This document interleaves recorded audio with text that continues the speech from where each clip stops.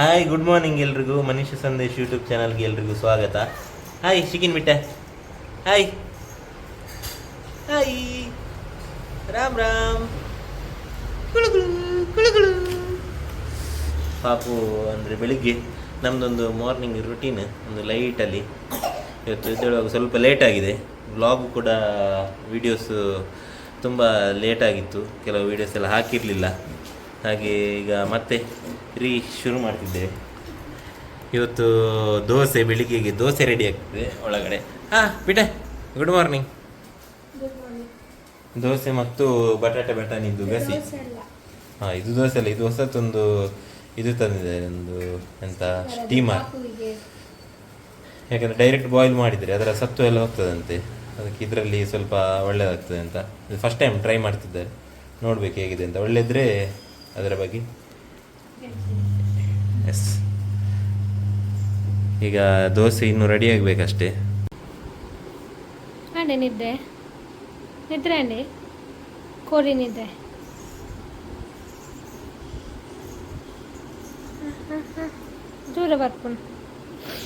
ದೂರ ಬರ್ಪುನ್ ಮಿತಾಡ್ದು.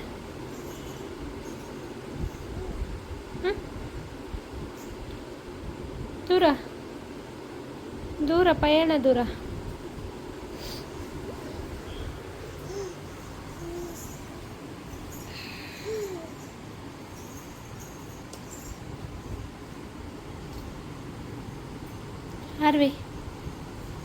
ಆರ್ವಿ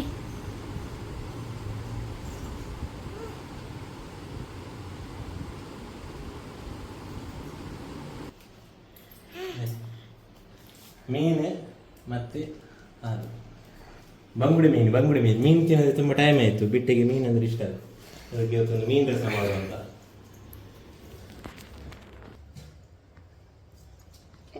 ನೋಡಿ, ಇವಾಗ ಅಲ್ಲಿ ಬಿಟ್ಟು ಬಂದರೆ ಪಲ್ಟಿ ಹೊಡಿತಾಳೆ ಅವಳು ಬೆಡ್ಡಲ್ಲಿ. ಅರ್ಧ ಗಂಟೆ ನಿದ್ದೆ, 1 ಗಂಟೆ. ಇವಾಗ ಬೇಗ ಒಂದು ಪದಾರ್ಥ ಮಾಡಬೇಕು.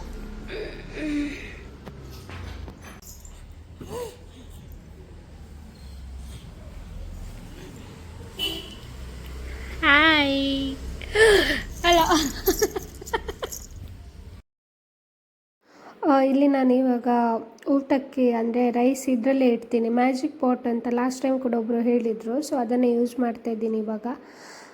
ಇಲ್ಲಿ ಪಾಪುನ ನಾನು ಇಲ್ಲೇ ಕಿಚನಲ್ಲಿ ಮ್ಯಾಟ್ ಹಾಕಿ ಅಲ್ಲೇ ಆಟಾಡ್ತಾ ಇದ್ದಾಳೆ. ಇದಂದರೆ 7 ಮಂತ್ 8 ಮಂತಲ್ಲೆಲ್ಲ, ಅಂದರೆ 7 ಮಂತಲ್ಲೆಲ್ಲ ಈ ಥರ ಅಲ್ಲೇ ಮಲಗಿ ಆಟಾಡ್ತಾ ಇದ್ಲು. ಯಾಕಂದರೆ ಆವಾಗೆಲ್ಲ ಕ್ರಾಲಿಂಗ್ ಮಾಡ್ತಾ ಇರಲಿಲ್ಲಲ್ಲ. ಬಟ್ ಇವಾಗ 10 ಕಂಪ್ಲೀಟ್ ಆಗ್ತಾ ಬಂತು ಅವಳಿಗೆ. ಇವಾಗಂತೂ ಈ ಥರ ಇಲ್ಲ ಅವಳು. ಆವಾಗ ಸ್ವಲ್ಪ ಈಸಿ ಆಗ್ತಾಯಿತ್ತು ಅಂತಲೇ ಹೇಳ್ಬೋದು. ಈ ಥರ ಇಲ್ಲಿ ಮ್ಯಾಟ್ ಹಾಕಿದರೆ ಅವಳಿಗೆ ಎದುರಲ್ಲಿ ಇದ್ದರೆ ಆಯಿತು, ಅವಳಷ್ಟಕ್ಕೆ ಆಟಾಡ್ತಾ ಇದ್ಲು. ಬಟ್ ಇವಾಗ ಯಾವ ಥರ ಅಂದರೆ ಎದುರಲ್ಲೂ ಇರಬೇಕು, ಅದ್ರ ಜೊತೆಗೆ ಅಂದರೆ ಇಟ್ಕೊಂಡೆಲ್ಲ ನಿಂತಿರ್ತಾಳೆ. ಹಾಗಾಗಿ ಕಿಚನಲ್ಲಿರುವಾಗ ಹಿಂದೆ ಬಂದು ನಿಂತ್ಕೊಳ್ತಾ ಇರ್ತಾಳೆ. ಮತ್ತು ಇಲ್ಲಿ ಫ್ಯಾನ್ ಅಂದರೆ ಅವಳಿಗೆ ಸೆಕೆ ತುಂಬ ಅಂದರೆ ತುಂಬ ಜಾಸ್ತಿ. ಹಾಗೆ ಇಲ್ಲೊಂದು ಟೇಬಲ್ ಫ್ಯಾನ್ ಇದೆಯಲ್ಲ ಅಂತ ಇಲ್ಲೇ ಇಟ್ಟಿದ್ದೀವಿ. ಇವಾಗ ರೈಸ್ ಇಟ್ಟ ಮೇಲೆ ಮತ್ತು ಪದಾರ್ಥ ಮಾಡಬೇಕು ಅಂತ.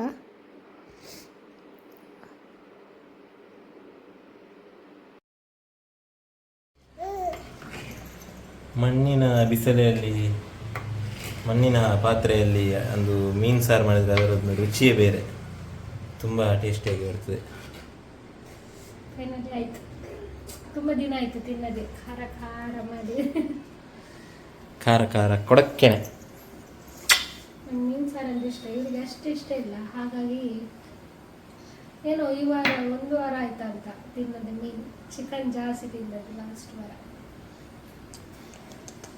ಹಾಗೆ ಇವಾಗ ಪಾಪುನ ಇನ್ನೂ ಸ್ನಾನ ಮಾಡಿಸ್ಬೇಕು, ಯಾಕಂದರೆ ಅವಳದೆಲ್ಲ ರುಟೀನ್ ಎಲ್ಲ ಚೇಂಜ್ ಆಗಿದೆ. ಸೊ ಮಧ್ಯಾಹ್ನದೊಮ್ಮೆ ಕೆಲಸ ಆದಮೇಲೆ ಸ್ನಾನ ಮಾಡಿದ್ಮೇಲೆ ಒಮ್ಮೆ ಮಲಗ್ತಾಳೆ. ಅದಕ್ಕೆ ಇವಾಗ ಬೇಗ ಸ್ನಾನ ಮಾಡಿಸಿ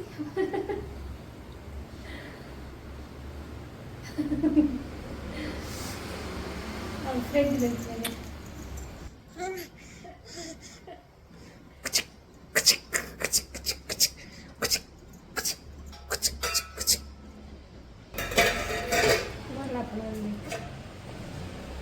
ಮೀನು ಸಾರು ಈಗ ಸ್ವಲ್ಪ ತಲೆ ರೆಡಿ ಆಗ್ತದೆ. ಮತ್ತು ರೆಡಿ.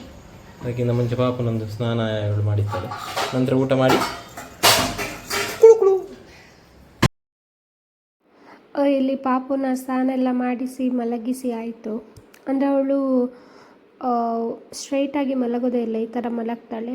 ಅದರ ಜೊತೆಗೆ ಇವಾಗ ಅಂದರೆ ಸ್ವಲ್ಪ ಕಷ್ಟ. ಇದಕ್ಕೆ ನಾವು ಬೆಡ್ ರೈಲಿಂಗ್ ಕೂಡ ನೆಕ್ಸ್ಟ್ ಆರ್ಡರ್ ಮಾಡಿದ್ದೇವೆ. ಯಾಕಂದರೆ ಇವಾಗೆಲ್ಲ ಎದ್ಮೇಲೆ ಸೀದಾ ಬರ್ತಾಳೆ ಅವಳು, ಗೊತ್ತಿರ್ಬೋದು. ಬೆಡ್ಡಿಂದ ನಾವಂದರೆ ಹೊರಗಡೆ ಇದ್ದಾಗ ಸ್ವಲ್ಪ ಕಷ್ಟ ಆಗುತ್ತೆ. ಇಲ್ಲಿ ಬೆಡ್ ರೈಲಿಂಗ್ ಎಲ್ಲ ನಾವು ರೆಡಿ ಅಂದರೆ ಆರ್ಡರ್ ಮಾಡಿದ್ದೇವೆ. ಸೊ ಅದನ್ನು ಫಿಕ್ಸ್ ಮಾಡಿದ ಮೇಲೆ ಸ್ವಲ್ಪ ಈಸಿ ಆಗುತ್ತೆ ಅಂತ.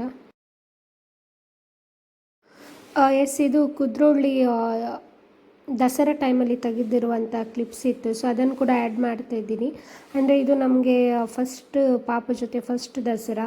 ಸೊ ಅವಳು ಕೂಡ ತುಂಬ ಎಂಜಾಯ್ ಮಾಡ್ತಾಯಿದ್ದು. ಅವಳಿಗಂದರೆ ಚಿಕ್ಕ ಪಾಪುವಿನಲ್ಲೇ ಎಲ್ಲ ಕಡೆ ಕರ್ಕೊಂಡು ಹೋಗ್ತಾಯಿದ್ವಿ. ಸೊ ಹಾಗಾಗಿ ಸೌಂಡ್ ಎಲ್ಲ ಅಭ್ಯಾಸ ಆಗಿದೆ. ಸೊ ಈ ಥರ ಮ್ಯೂಸಿಕ್ ಎಲ್ಲ ಇಟ್ಟಾಗ ಅಂದರೆ ತಾಸೆ ಸೌಂಡ್ ಆಗಿರ್ಬೋದು ಅಥವಾ ಮ್ಯೂಸಿಕ್ ಎಲ್ಲ ಸ್ಟಾರ್ಟ್ ಆದಾಗ ಫುಲ್ ರಿಯಾಕ್ಟ್ ಮಾಡ್ತಾ ಇರ್ತಾಳೆ.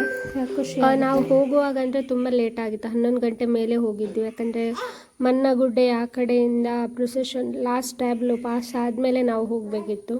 ಅಂದರೆ ಬೈಕಲ್ಲಿ ಹೋಗ್ಬೋದಿತ್ತು, ಬಟ್ ಪಾಪು ಜೊತೆ ಇರುವಾಗ ಸ್ವಲ್ಪ ಕಷ್ಟ ಆಗುತ್ತೆ ಅಂತ ಅದೆಲ್ಲ ಆ ಕಡೆಯಿಂದ ಪಾಸ್ ಆದಮೇಲೆ ನಾವು ಹೊರಟ್ವಿ. ಸೊ ಇಲ್ಲಿ ಬಳ್ಳಾಲ್ ಬಾಗಿಲ್ ಅಂದರೆ ನಮ್ಮದೊಂದು ಪರಿಚಯದವರ ಶಾಪ್ ಇತ್ತು. ಅವರು ಹೇಳಿದರು, ಅಂದರೆ ಇಲ್ಲಿ ಬಂದರೆ ಕೂಡ ಪಾಪುಗೆ ನಿದ್ದೆ ಮಾಡಬೇಕಂದ್ರೆ ಆಫೀಸ್ ಒಳಗಡೆ ಎಲ್ಲ ಸ್ಪೇಸ್ ಇದೆ ಅಂತ.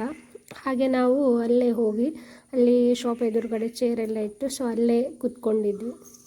ಸೊ ಅಲ್ಲಿ ಇವ್ರದ್ದು ಪರಿಚಯದವ್ರ ಫ್ರೆಂಡ್ಸ್ ಎಲ್ಲ ಬರ್ತಾಯಿದ್ರು. ಪಾಪು ಕೂಡ ಅಷ್ಟೇ ತುಂಬ ಎಂಜಾಯ್ ಮಾಡ್ತಾಯಿದ್ಲು. ಸೊ ನನಗೆ ಕೂಡ ತುಂಬ ಖುಷಿ ಆಯಿತು. ಯಾಕಂದರೆ ನಾವು ಮದುವೆಗಿಂತ ಮುಂಚೆ ಕೂಡ ಅಷ್ಟೇ ನಮ್ಮೂರಿಂದ ನಮಗೆ ಸ್ವಲ್ಪ ದೂರ ಆಗುತ್ತೆ. ಆದರೂ ನಾವು ಲೇಟ್ ನೈಟ್ ಎಲ್ಲ ನಾವು ಫ್ಯಾಮಿಲಿ ಎಲ್ಲ ಬಂದು ಯಾವಾಗಲೂ ಒಂದು ದಿವಸ ದಸರಾ ಲಾಸ್ಟ್ ದಿವಸ ಎಲ್ಲ ಮಂಗಳೂರಿಗೆ ಬರ್ತಾಯಿದ್ವಿ. ಸೊ ಈ ಸಲ ಏನಂದರೆ ಪುಣ್ಯಕ್ಕೆ ಆ ದಿವಸ ಇವರಿಗೆ ಪ್ರೋಗ್ರಾಮ್ ಇರಲಿಲ್ಲ, ಫ್ರೀ ಇದ್ದರು. ಸೊ ಇಲ್ಲಾಂದರೆ ಕಷ್ಟ ಆಗ್ತಾಯಿತ್ತು. ಎಸ್, ಈ ಥರ ಮಂಗಳೂರು ದಸರಾ ಇತ್ತು, ನೋಡ್ಬೋದು ನೀವು ಕೂಡ. ಕೆಲವೊಂದು ಕ್ಲಿಪ್ಸ್ ತಗೊಂಡಿದ್ದೇವೆ. ಸೊ ಅದನ್ನು ಇಲ್ಲಿ ಆ್ಯಡ್ ಮಾಡಿದ್ದೇವೆ. ಕೆಲವೊಂದು ಟ್ಯಾಬ್ಲದ್ದು ಮ್ಯೂಸಿಕ್ ಮ್ಯೂಟ್ ಮಾಡಬೇಕಾಗುತ್ತೆ, ಇಲ್ಲಾಂದರೆ ಕಾಪಿರೈಟ್ಸ್ ಬರುತ್ತೆ. ಸಾಂಗ್ಸ್ ಎಲ್ಲ ಹಾಕಿ ಡ್ಯಾನ್ಸ್ ಆ ಥರ ಎಲ್ಲ ಇದ್ದರೆ ಕಾಪಿರೈಟ್ಸ್ ಬರುತ್ತೆ ಅಂತ ಬೇರೆ ಈ ಹುಲಿ ವೇಷ ಅದರದ್ದೆಲ್ಲ ಕ್ಲಿಪ್ಸ್ ಸ್ವಲ್ಪ ಹಾಕಿದ್ದೇನೆ, ನೋಡ್ಬೋದು ಇಲ್ಲಿ.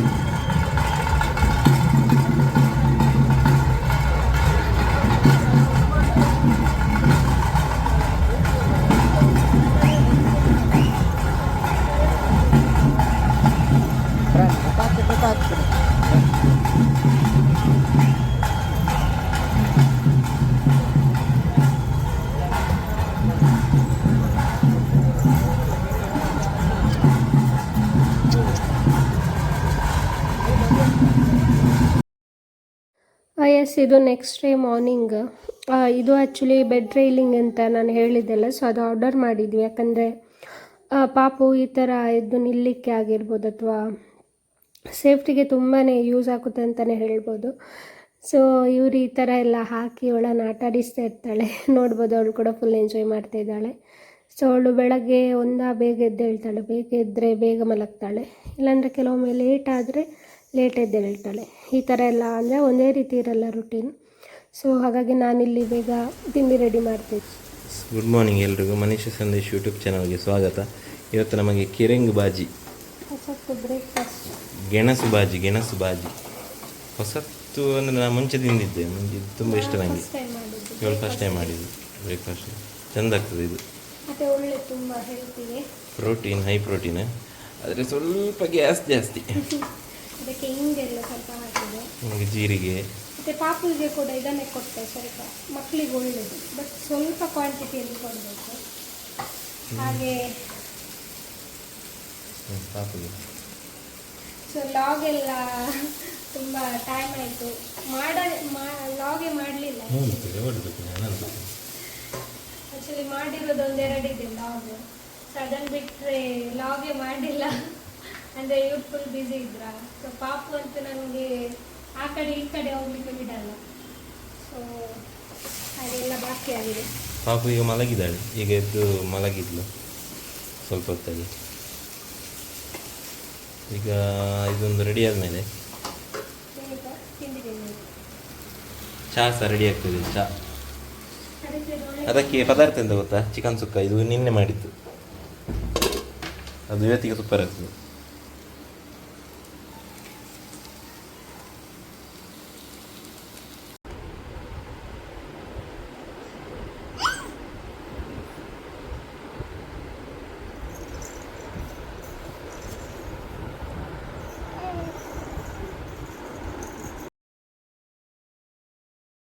ಇಲ್ಲಿ ಪಾಪ ಒಂದು ನಿದ್ದೆ ಆಗಿ ಎದ್ದು ಆಟ ಆಡ್ತಿದ್ದಾಳೆ. ಇಲ್ಲಿ ನೋಡ್ಬೋದು ಮಕ್ಕಳಿಗೆ ಏನೋ ನಾವು ಆಟಿಕೆಲ್ಲ ತಂದಿರ್ತೀವಿ, ಸೊ ಅದರಲ್ಲಿ ಜಾಸ್ತಿ ಆಟ ಆಡಲ್ಲ. ಈ ಥರದ್ದೇನೆಲ್ಲ ವಸ್ತು ಸಿಗುತ್ತಲ್ಲ, ಸೊ ಅದರಲ್ಲೇ ಫುಲ್ಲು ಬಾಯಿಗೆ ಹಾಕೋದು, ಆಟ ಆಡೋದು, ಈ ಥರನೇ ಮಾಡ್ತಾ ಇರ್ತಾರೆ. ಸೊ ಇವಾಗ ಅವಳು ಅಂದರೆ ಈ ಟೈಮಲ್ಲಿ ಕೂತ್ಕೊಳ್ತಾ ಇದ್ರು. ಇವಾಗಂತೂ ಕ್ರಾಲಿಂಗ್ ಸ್ಟೇಜ್ ಆಗಿ ಇವಾಗ ಹಿಡಿದು ನಿಂತ್ಕೊಳ್ತಾಳೆ. ಅಂದರೆ ಅವಳಿಗೆ ಇನ್ನು ಡಿಸೆಂಬರ್ 7ಗೆ 10 ಮಂತ್ ಕಂಪ್ಲೀಟ್ ಆಗುತ್ತೆ. ಹಾಗಾಗಿ ವಿದೌಟ್ ಸಪೋರ್ಟ್ ಸ್ವಲ್ಪ ಟ್ರೈ ಮಾಡ್ತಿದ್ದಾಳೆ, ಸ್ವಲ್ಪ ಹೊತ್ತು ನಿಲ್ತಾಳೆ. ಸೊ ಇನ್ನು ನೋಡಬೇಕು ಯಾವಾಗ ನಡೀತಾಳೆ ಅಂತ ಗೊತ್ತಿಲ್ಲ. ಸೊ ಒಂದೊಂದು ಸ್ಟೇಜ್ ಮೈಲ್ ಸ್ಟೋನ್ ರೀಚ್ ಆಗುವಾಗ ತುಂಬ ಖುಷಿ ಆಗುತ್ತೆ. ಯಾಕಂದರೆ ನಾನು ಹೇಳಿದಾಗೆ ಹೇಗೆ 10 ಮಂತ್ ಹೋಯಿತು ಅಂತಲೇ ಗೊತ್ತಾಗ್ತಾಯಿಲ್ಲ. ಸೊ ಇಲ್ಲಿ ಅಂದರೆ ಇವಳು ಎದ್ದಿದ್ಲಲ್ಲ, ಹಾಗಾಗಿ ಇವರು ಸ್ವಲ್ಪ ಆಟ ಆಡ್ತಿದ್ದಾರೆ. ಇವರಿದ್ದರೆ ಈ ಥರ ಆಟ ಆಡಿಸ್ತಾರೆ ಆವಾಗ. ಸೊ ನಾನು ಸ್ವಲ್ಪ ಬೇರೆಲ್ಲ ಕೆಲಸ ಮಾಡ್ಕೊಳ್ಬೋದು ಅಂತ. ಯಾಕಂದರೆ ಅವಳಿಗೆ ಇವಾಗ ಕೆಲವೊಮ್ಮೆ ಇದರ ಒಳಗಡೆ ಹಾಕಿದರೆ ಇದು ಸ್ವಲ್ಪ ಸೇಫ್ಟಿ ಇದೆಯಲ್ಲ, ಸೊ ಅವಳಷ್ಟಕ್ಕೆ ಆಟ ಆಡ್ತಿರ್ತಾಳೆ, ಹೇಳಲಿಕ್ಕಾಗಲ್ಲ. ಕೆಲವೊಮ್ಮೆ ಹತ್ರನೇ ಇರಬೇಕಾಗುತ್ತೆ ಹಾಗಾಗಿ. ಬಟ್ ಇಲ್ಲಿ ಸೈಡ್ ಬೆಡ್ ಸೈಡೆಲ್ಲ ಹೋದ್ರೆಲ್ಲ ಕಷ್ಟ. ಯಾಕಂದರೆ ಇವಾಗ ಎಷ್ಟು ಜಾಗ್ರತೆ ಮಾಡಿದರೂ ಸಾಕಾಗಲ್ಲ, ಗೊತ್ತಿರ್ಬೋದು. ಇನ್ನು ಕರೆಕ್ಟಾಗಿ ನಿಲ್ಲುವ ತನಕ ಸ್ವಲ್ಪ ಹಿಂದೆನೇ, ಅಂದರೆ ತುಂಬ ಸಲ ಎಷ್ಟು ಎಲ್ಲ ಮಾಡಿದರೂ ನಾವು ಬೀಳ್ತಾ ಇರ್ತಾರೆ, ತಾಗ್ತಾ ಇರುತ್ತೆ. ಸೊ ಈ ಥರ ಎಲ್ಲ ಆಗುತ್ತೆ.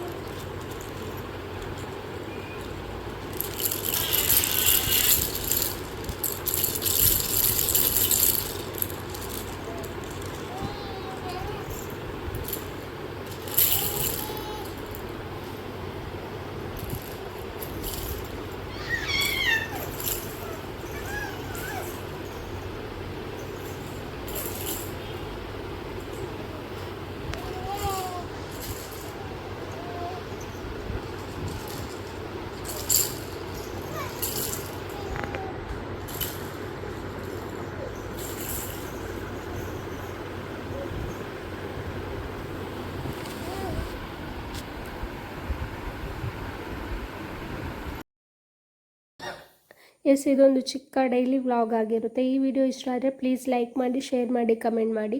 ಅದೇ ರೀತಿ ಯಾರೆಲ್ಲ ಇನ್ನೂ ನಮ್ಮ ಚಾನಲ್ನ ಸಬ್ಸ್ಕ್ರೈಬ್ ಮಾಡ್ಕೊಂಡಿಲ್ವೋ ದಯವಿಟ್ಟು ಸಬ್ಸ್ಕ್ರೈಬ್ ಮಾಡ್ಕೊಳ್ಳಿ. Thank you.